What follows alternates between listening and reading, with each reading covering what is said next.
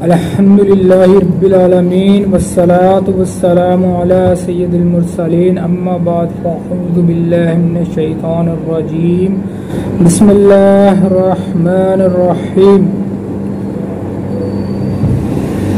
हज़रत सैयदना अहमद बिन इसहाक़ अलैहि रहमतुल्लाहि अलैहि फरमाते हैं, मेरा भाई बावजूद गुर्बत रज़ाए इलाही की नियत से हर साल बकरा ईद में कुर्बानी किया करता था।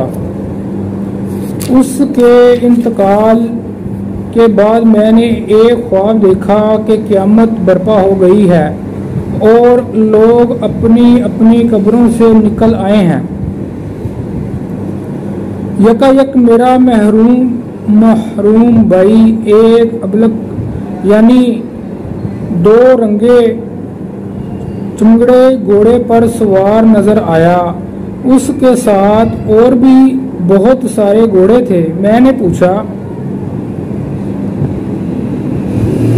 यानी ऐ मेरे भाई, अल्लाह ताला ने आपके साथ क्या मामला फरमाया? कहने लगा, अल्लाह अज़्ज़ा वजल ने मुझे बख्श दिया। पूछा, किस अमल के सबब? कहा, एक दिन किसी गरीब बुढ़िया को बानियत सवाब मैंने एक दरम दिया था, वही काम आ गया। पूछा, ये घोड़े कहाँ कैसे हैं? बोला, ये सब मेरे बकरा ईद की कुर्बानियां हैं और जिस पर मैं सवार हूँ ये मेरी सबसे पहली कुर्बानी है। मैंने पूछा, अब कहाँ का अज़म है? कहा, जन्नत का। ये कहकर मेरी नजरों से ओझल हो गया।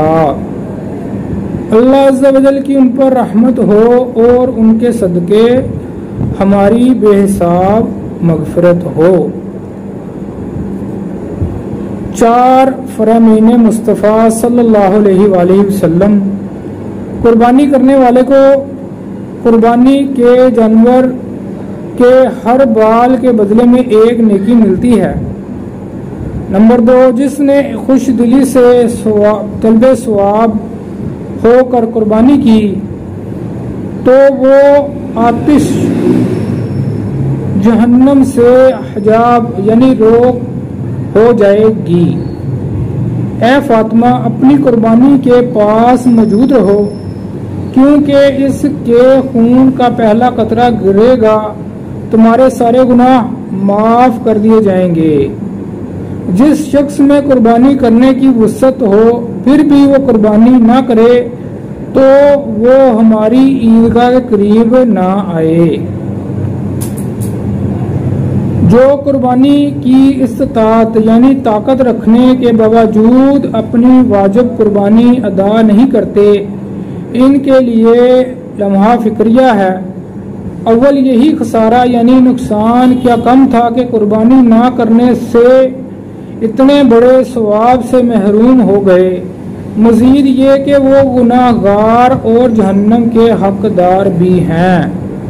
फतावा अमजदिया जिल्द 3 सफ़ा 315 पर है, अगर किसी पर कुर्बानी वाजिब है और उस वक्त इसके पास रुपए नहीं तो कर्ज लेकर या कोई चीज फरोख्त करके कुर्बानी करे। हुजूर सल्लल्लाहु अलैहि वसल्लम का फरमान अली शान है, इंसान बकरा ईद के दिन कोई ऐसी नेकी नहीं करता जो अल्लाह अज़्ज़ा वजल को खून बहाने से ज्यादा प्यारी हो। ये कुर्बानी क़यामत में अपने सींगों, बालों और खुरों के साथ आएगी और कुर्बानी का खून जमीन पर गिरने से पहले अल्लाह के यहाँ कबूल हो जाता है। लिहाजा खुश दिली से कुर्बानी करो। खातमुल हज़रत अल्लामा शेख अब्दुल हक मुहद्दिस देहलवी रहमतुल्लाह ताला अलैह फरमाते हैं, कुर्बानी अपने करने वाले के नेकियों के पलड़े में रखी जाएगी, जिससे नेकियों का पलड़ा भारी होगा। हज़रत सैयदना अल्लामा अली कारी अलैहि रहमतुल्लाहिल बारी फरमाते हैं, फिर इसके लिए सवारी बनेगी जिसके जरिए ये शख्स बाआसानी पुल सरात से गुजरेगा और उस जानवर का हर अज़ू मालिक यानी कुर्बानी पेश करने वाले के हर अज़ू के लिए जहन्नम से आज़ादी का फिदिया बनेगा। कुर्बानी वाजिब होने के लिए कितना माल होना चाहिए? हर बालिग मुकीम मुसलमान मर्द औरत मालिके निसाब पर कुर्बानी वाजिब है। मालिके निसाब होने से मुराद ये है कि उस शख्स के पास 52 तोले चांदी या उतनी मालियत की रकम या इतनी मालियत का तजारत का माल या इतनी मालियत का हाजत असलिया के अलावा सामान हो और उस पर अल्लाह अज़्ज़ा वजल या बंदों का इतना कर्ज ना हो जिसे अदा करके जिक्र करदा नसाब बाकी ना रहे। फ़ुक़हा कराम फरमाते हैं हाजत असलिया यानी ज़रूरियात ज़िंदगी से मुराद वो चीज़ें हैं जिनकी अमूमन इंसान को ज़रूरत होती है और इसके बगैर गुज़र औक़ात में शदीद तंगी और दुश्वारी महसूस होती है, जैसे रहने का घर, पहनने के कपड़े, सवारी, इल्म दीन से मुतल्लक किताबें और पेशे से मुतल्लक औज़ार वगैरह। अगर हाजत असलिया की तारीफ पेशे नज़र रखी जाए तो बखूबी मालूम होगा कि हमारे घरों में बेशुमार चीज़ें ऐसी हैं कि जो हाजत असलिया में दाखिल नहीं। चुनाचे अगर इनकी कीमत 52 तोले चांदी के बराबर पहुंच गई तो कुर्बानी वाजिब होगी।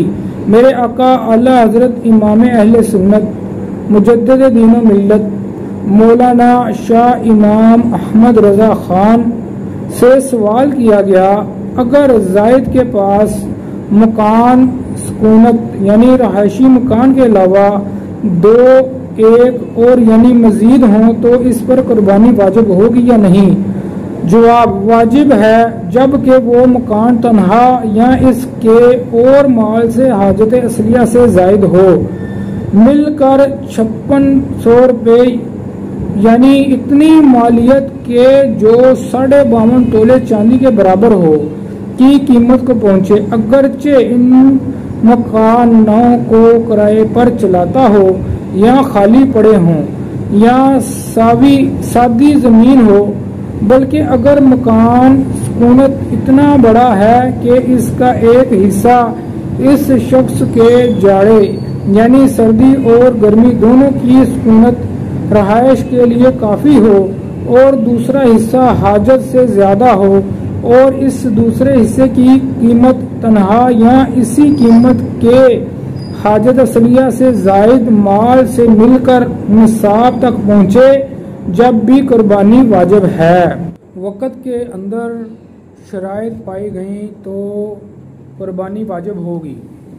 माल और दीगर शराइत कुर्बानी के अयाम यानी 10 ज़ुल्हिज्जतुल हराम की सुबह सादिक से लेकर 12 ज़ुल्हिज्जतुल हराम के ग़ुरूब आफ़ताब तक में पाए जाएं, जब भी कुर्बानी वाजिब होगी। इसका मसला बयान करते हुए सदरुश्शरिया बदरुत्तरीक़ा हज़रत अल्लामा मौलाना मुफ्ती अमजद अली आज़मी रहमतुल्लाहि ताला अलैह बहार शरीयत में फरमाते हैं, ये ज़रूर नहीं कि 10वीं ही को कुर्बानी कर डाले। इसके लिए गुंजाइश है कि पूरे वक्त में जब चाहे करे। लिहाजा अगर इब्तदाए वक्त में 10 ज़िल्हिज्जा की सुबह इसका अहल ना था, वजूब के शराइत नहीं पाए जाते थे और आखिर वक्त में यानी 12 ज़िल्हिज्जा को गुरूब आफ़ताब से पहले उबल हो गया यानी वजूब के शराइत पाए गए तो उस पर वाजिब होगी। और अगर इब्तदाई वक्त में वाजिब थी और अभी कुर्बानी की नहीं और आखिर वक्त में शराइत पाए जाते रहे तो कुर्बानी वाजिब ना रही।